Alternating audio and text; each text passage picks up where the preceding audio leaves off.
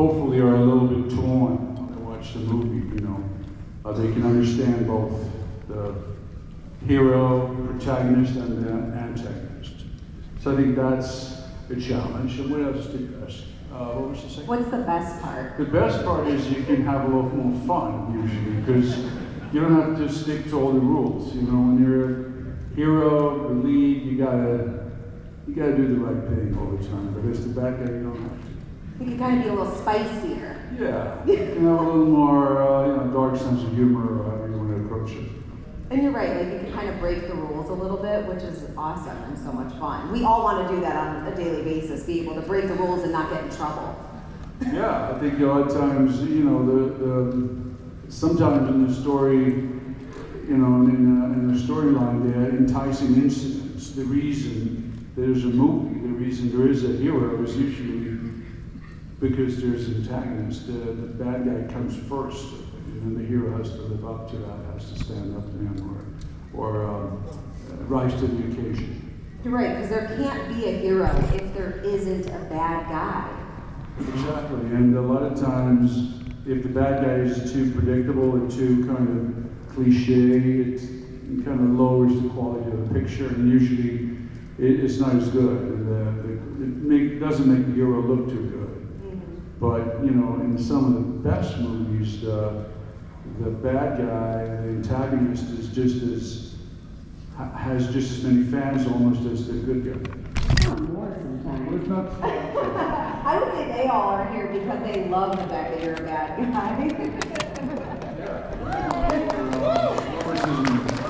Silence of the Lambs, you know, what do you remember?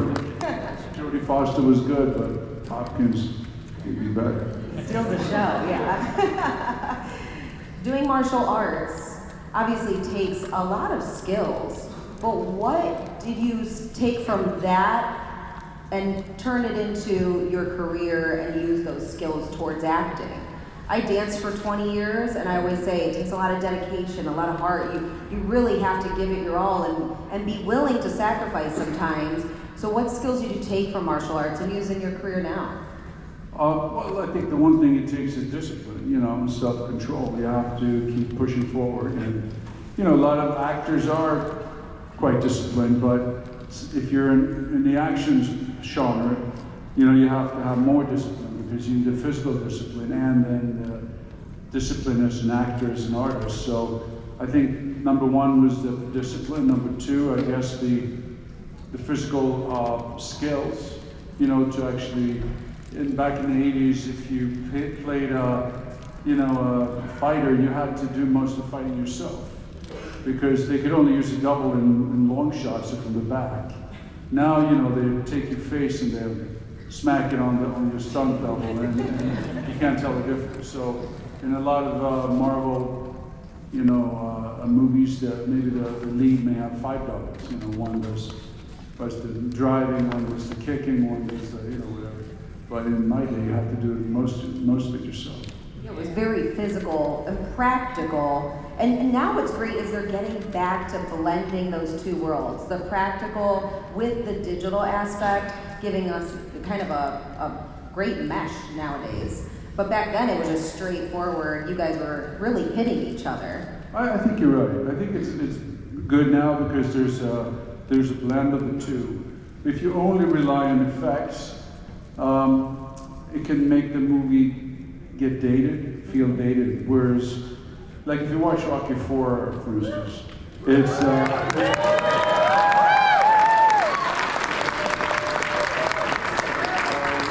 basically these two fighters duking it out in the ring, and you could tell that it's, you know, the two actors doing all the fighting. You know, there's no like you can tell that it's just them, and you believe the illusion, and it kind of keeps the movie fairly current. It doesn't get as dated as if you would have tried to use special effects. It probably would, you know, after 10, 20 years, it looks simple, and you know, then technology kind of makes your movie feel outdated. So I know some movies feel a bit outdated that were done in the 90s when they started putting like 10,000 extras, but they all look the same. They all have the same face, you know. really look at it, it doesn't look good. Yeah, anyway. I'll stop talking. Can you tell the difference between fake hits and real hits when you're watching any other films? And you go, oh, that's fake. I can see he didn't actually hit him, or. Well, they're mostly all fake, you know, because, you know, we did hit each other a little bit to the body, mostly, a little bit to the head for those headshots. Because when you're doing one of those slow-mo headshots, you have to just, you know, fill your mouth with fake blood and water, and you kind of line it up, and then you kind of stiff arm it, and you know, you shoot 120 frames, so very slow motion, and the impact has to be real. So those days, you sometimes take an aspirin and go home. I'm Got sure the afternoon off. it wasn't enough. That's all we have. Even though those fight scenes were extremely choreographed, I believe Sylvester Stallone said he was put in the hospital at one point of time because you hit him so hard. Have you ever suffered any kind of major injuries while shooting? I've suffered a few, nothing serious. I did go and get stitched up a few places. When I was in Israel doing a movie, I ended up getting my elbow stitched up. And it was funny because they brought me in and they had to operate immediately because it had gotten infected. And they took me, they were ushering me past this other hospital room where there was like 4 guys with assault rifles guarding the terrorist who had been shot, but he was still alive. So, you know, I knew I was in a different part of the world. I recovered. But that must have been amazing, being able to travel while filming. What was your favorite place to shoot at? Wow, good. I've been to many cool places. I mean, I think first time I shot in Thailand was really nice. We were in Krabi, it's down by Phuket, southern Thailand, and every day, it was Men of War, a movie I did, and every day we had breakfast and then got on these boats and went out to this island to shoot. It was very picturesque, and go for a swim if you wanted after work. Do you ever sit back and think about your life and how surreal it must be to go, wow, this is what my career has been so successful? Or, I mean, it's hard when you're living it, because we all are just living it. You go, I go to work and I come home, but it has to be such an amazing feeling sometimes when you reflect back and go, wow, it's really cool. I've been to travel. I've gotten paid to have fun almost and play pretend. No, you're right. It's when I sit at the table, I'm flying autographs, and sometimes somebody comes up with not just Rocky for Masters of the Universe or Punisher, but Expendables, but it could be some other movie that I haven't thought about for a while. And then, yeah, it is kind of a surreal feeling that I did all those pictures. You know, I remember when I first started, I'd done one movie, Rocky IV, and I was reading a movie magazine, and there was this article by John Wayne. You know, he'd done 100-some movies, and I'd done one, and I was like, oh man, you know, how am I ever going to catch up? And then now I've done, I think it's 98 or something. That's hard. You still have time to get a few more in there. Let's squeeze another few. If Ivan Drago and Frank Castle were to fight, who do you think would win? Which Castle? And who? And Frank Castle. Oh, Frank Castle. Oh. Well, Frank Castle's got the machine gun, so I think Drago would be in trouble. He'd have to get close up to take him out. Would you prefer King and Nereus, or would you prefer He-Man? Who would win in that fight? King Nereus or He-Man. Well, King Nereus has superpowers. He could pull He-Man down under the water, and then he'd be in trouble. No, I think King Nereus maybe. Throughout your career, you went from acting to directing. Yeah. What was that transition like? Was it easy for you? Was it a new challenge? And which one would you prefer? Do you like acting more, or do you like directing more? Yeah, they're both different. You know, directing is just more responsibility, bigger piece of your life by a year and a half at least. And on the other hand, it's more creative and it's more satisfying because you're the one who manipulates the picture and the sound to affect the audience. Whereas when you're the actor, you know, you can only affect them by your performance, but obviously that can be cut down by an editor, and you're not really sure how it's going to end up, hit the audience. So I like both. I was, you know, I used to be a chemical engineer back in the day, so I'm sort of, I can multitask. You know,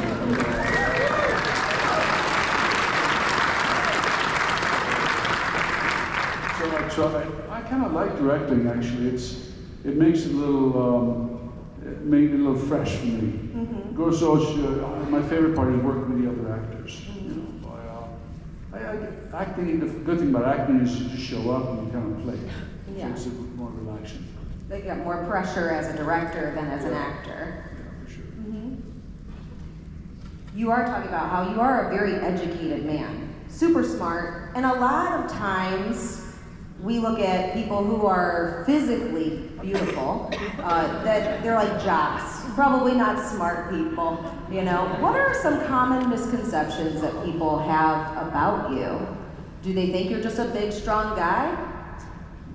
Well, a lot of times, yeah, especially in the beginning. I think there are a lot of jocks, as you call them, or physical people that are very smart, could be very street smart and very good at business, for instance, whereas I'm more of an academic person. I studied at university for 5 years and so forth, so that's a different, kind of a different mindset, where you kind of want to learn new things, other things than what you're working with. So I've been blessed to have that, because, you know, it makes life, to me, more interesting when you have interest outside of your field of work, you know. So I try to keep it up, but engineering, oh well, I'm starting a new vodka brand, so I may get to use my engineering skills. Yes. So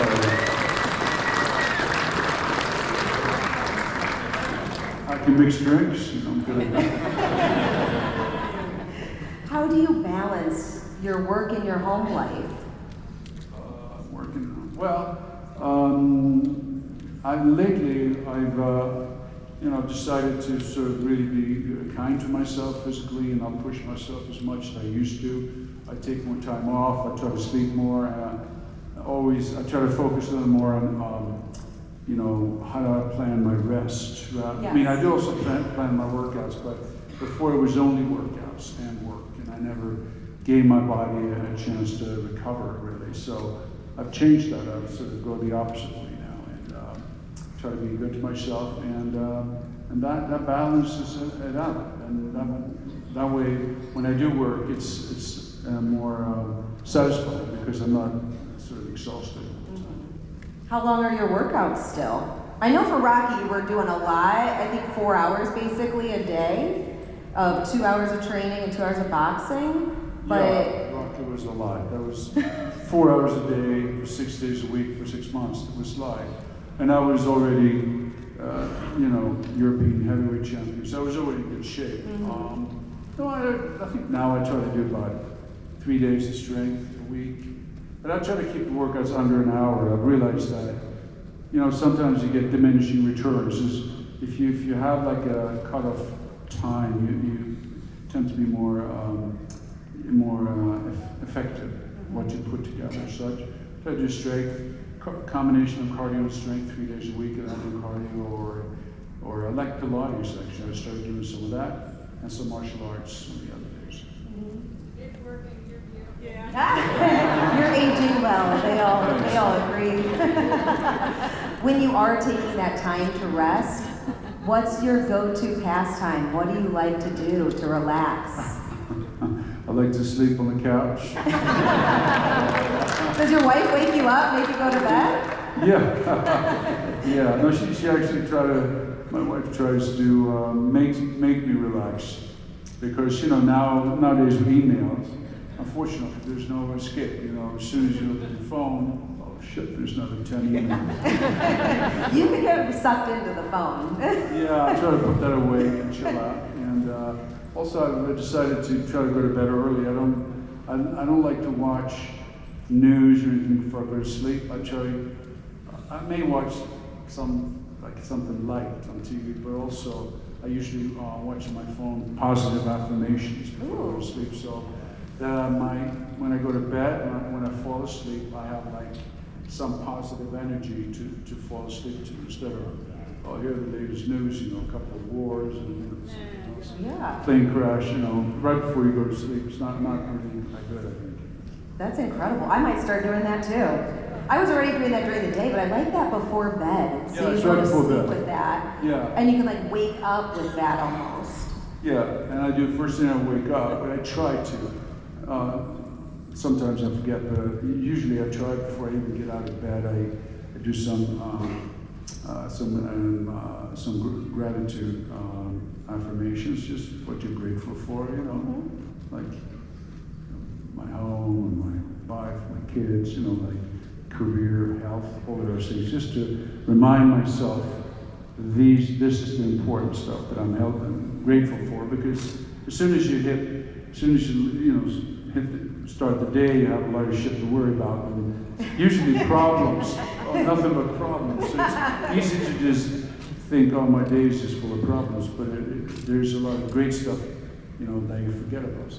Yeah, that's why I actually walk around here dancing with headphones in. I'm dancing all throughout the convention center. So if you see me, I'm not insane. I mean, I am, but I'm listening to music and kind of jamming around because I'm just happy to be alive.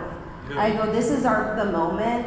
I don't know, anything could happen in the next 5 minutes, and I have to appreciate this moment right now and live in the present. And I think a lot of times we do forget to do that.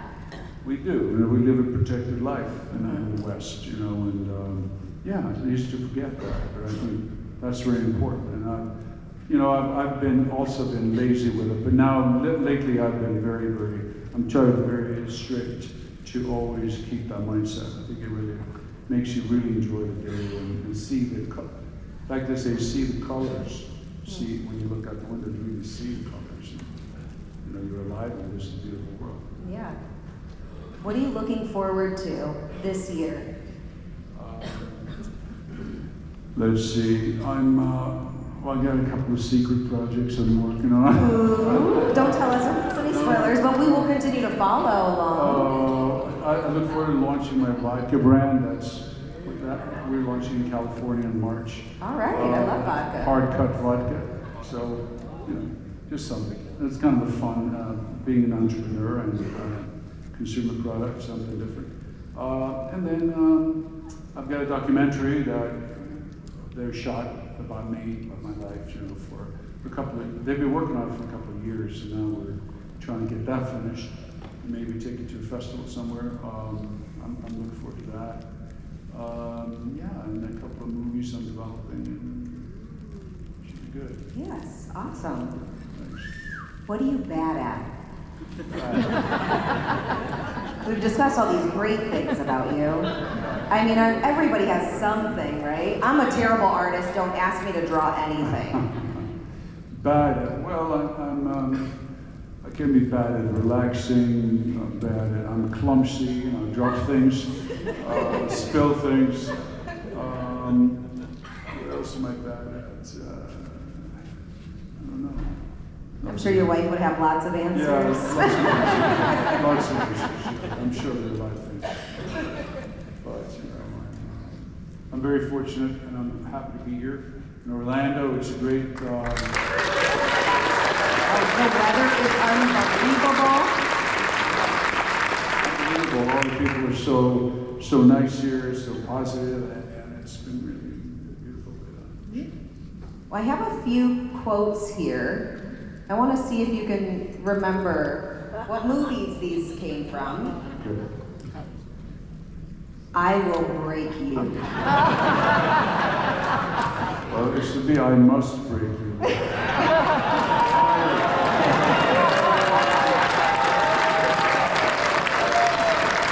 Spice is coming out. It's inside. Well, I think that was Rocky 14. Sorry, Rocky 4. Yeah. Hey, hopefully there'll be a Rocky 14. We can look forward. The good news is your date's not dead. The bad news is she's not getting better. Who's not dead? Your days? Not. Your date's not dead. Oh, your date's not dead. The bad news is she's getting better. She's not getting better. Oh shit. Well, I need some help. Does anybody know? Amnesia. Does anybody know what that's from? That's an obscure one. Does anybody know? Oh, The Punisher. dates. It was a while ago. I don't even remember what I did yesterday or what I ate, so I don't know. It's hard to remember sometimes. You're gonna need a bigger boat. Did I say that? I thought that was, isn't that Jaws? You're gonna need a bigger boat. That's Jaws, isn't it? Or did I say that? In the Expendables 2. Expendables 2. You're gonna need a bigger boat. It is also in Jaws too, you're right. There's no such thing as a free lunch. Oh, there's no such thing as a free lunch. Kindergarten Cop 2? No. Kindergarten Cop 3? No, I don't know. No, where's that? Anybody else? Masters of the Universe. Really? Last one. I have the power! If I don't remember that, then I'm wheeling out in a wheelchair. Okay, He-Man, of course. Amazing. All right, I have a few pre-submitted fan questions. Some people would like to ask you some stuff. Gabe from Miami wants to know, which of your characters would you love to bring back for another film? Okay, there's one movie that a lot of people, fans have been talking about called Dark Angel, or I Come in Peace. And it's a fun story, you know, about an alien drug dealer who comes to Earth to harvest people's brains for like some for endorphins, I think it is. And he's being chased by an alien cop, but then the cop gets killed, so now I have to take over. So I thought it was a fun script, and that'd be kind of an interesting film to make with modern visual effects. You know? Maya from Orlando wants to know that you've worked with so many incredible co-stars. Who has been your favorite to collaborate with, and why? Well, I guess it must be Sylvester Stallone, because well, we made, let's see, 4 Expendables, Rocky 4 and Creed 2. Is there anything else? No, that's 6 movies together over a 4-year period. So, you know, we kind of, you know, we have, our lives have kind of intersected a few times, and I, you know, also we started out by punching each other out in the middle of the ring, so you get to know each other quite well, throwing each other around, you know, physically, and so I like him, and he's of course very smart, and I kind of used him as a role model when I was younger as well. But I enjoy working with him on film. I think we have good chemistry on camera. The tall, blonde guy and Italian guy. Do you guys have a text thread? Do you guys chat? Yeah, we do text or email once in a while. And now he's in Florida now, Palm Beach. So we're further apart physically, you know, but I do see him once in a while, and it'd be fun to do something else with him for sure. Yeah. Let's put that in the universe. Please do something else, please. Your character in Universal Soldier had such a unique and intense presence. Raul from Tampa wants to know, how did you prepare for that role? Oh, that was the Sergeant Scott role. Yeah, it was an interesting character, kind of, obviously in the movie, you know, he's kind of lost it in the beginning of the film, you know, PTSD, serious amount of PTSD, and then he dies and comes back as the same guy, more or less inside. So I think it was just to sort of have a lot of emotional intensity, you know, underneath the surface lines, or whatever you do on the surface can kind of let the other stuff just bubble up, you know. I think if you prepare long enough, if you do work on the scenes, if you have enough time, then usually it settles on another level. You don't have to try so hard. You can just kind of be. You can just, it's the behavior on the film. On-camera acting is more behavior than, you know, it's speaking lines. Luciana from Fort Lauderdale said, you've been in some incredible action sequences over the years. Is there a particular stunt or fight scene that was especially memorable or challenging to film? Oh, there's been a lot of them, you know, many. There's some hairy stuff we did in Expendables 1 and 2, you know, with, you know, full loads and explosions and real, you know, real effects where you really have to, if you don't keep up, if you don't run fast enough, you get kind of blown up. Explosions are trailing you. You smell burnt hair, and you're like, oh no, I'm too close. Yeah, well, you know, unfortunately, you know, people they get hurt those days. For real, you know, on these movies, especially in Expendables. Yeah, there were some people that got seriously hurt and worse.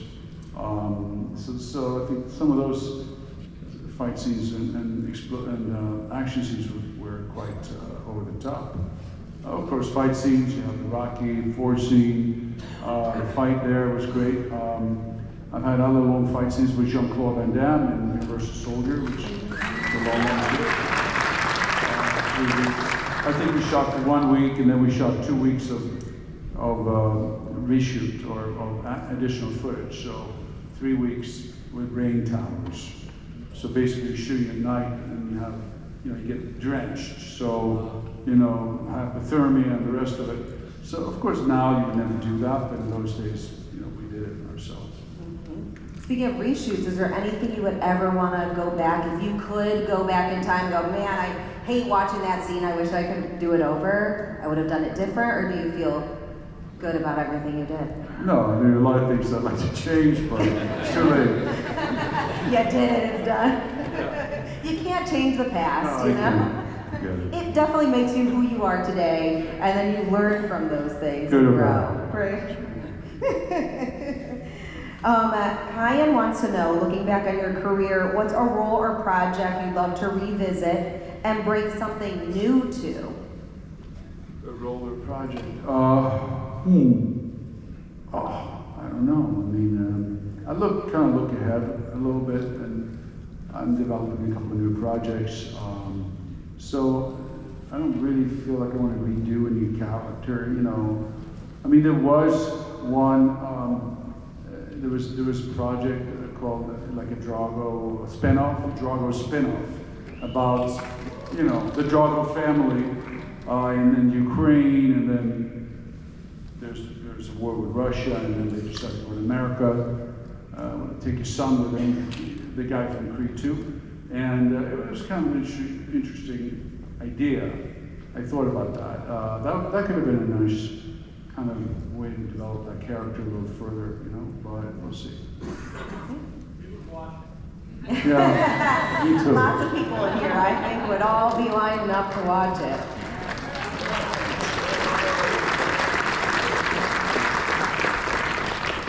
Zara in St. Petersburg asked, since you are involved in martial arts, is there a particular discipline or style that you're most passionate about? Yeah, the karate style that I did since I was a teenager is called Kyokushin karate. Kyokushin is a Japanese style, and it's kind of a full contact type of karate. It's also traditional, but the fighting is full contact, so that's what I still do a little bit once in a while, and I like that style. And I have, my whole upbringing, I've been involved in martial arts and Buddha way of life. So the warrior's path, that's kind of what goes into a lot of my characters and also in my real life. Did you ever think that you would get into acting when you were young, or was that not the focus that you had? When I was in junior high, I did some high school plays, and I really enjoyed it, but then I got sidetracked I wanted to come to America. I wanted to study. I mean, I knew that I couldn't afford to travel, so I had to get scholarships to be able to travel, and especially come to America. So I pursued engineering because I was good at it, and that was an easy way for me to get scholarships, a fairly easy way. So it wasn't until I was young, about 23 or so, that I got back into acting. And we're all glad you did. I liked it, yeah, thanks. Yeah, me too.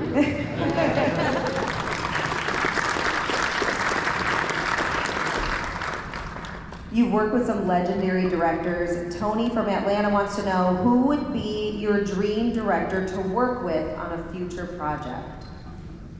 Oh boy, there's so many. I mean, there are all these new guys, they're terrific. Obviously, the guys who I really look up to, Clint Eastwood, you know, like people who have kind of taken that long path and started as actors and became directors. Mel Gibson is here, he's a great director. So, you hear that, yeah. He'd be good. Amelia from Orlando asked, you've had such a diverse career from action to drama. How do you approach preparing for different types of roles? Is there a different method for you? Well, usually if you have time, you try to get under the skin of the character, which is kind of fun. You try to create biography for the character, and some of it is obviously in the script and some isn't. Sometimes you play a more real life figure.